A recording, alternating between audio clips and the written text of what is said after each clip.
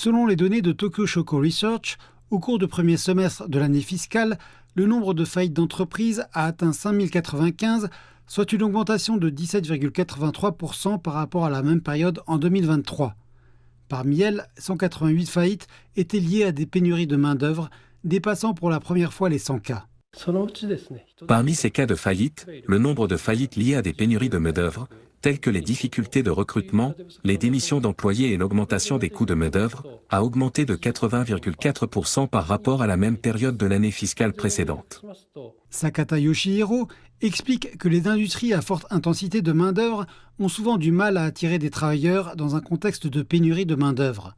Certains propriétaires de magasins ont également indiqué qu'il était devenu très difficile de gérer une entreprise. Selon l'enquête d'opinion sur la vie quotidienne de la Banque du Japon, plus de 90% des personnes interrogées lors de la dernière enquête de septembre ont déclaré avoir subi des augmentations de prix, tout comme l'année dernière.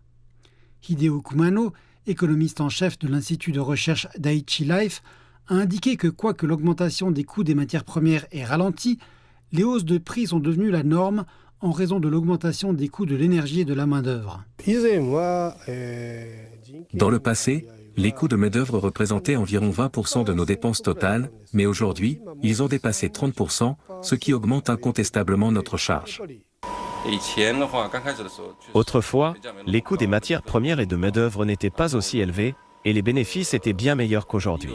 Selon les données d'une autre société de recherche, le nombre de faillites d'entreprises au Japon a augmenté pendant 24 mois consécutifs, avec un taux de croissance de 20% d'une année sur l'autre pendant 16 mois consécutifs. Si cette tendance se poursuit, le nombre total de faillites pourrait dépasser les 10 000 d'ici la fin de l'année, ce qui constituerait un nouveau record en 11 ans.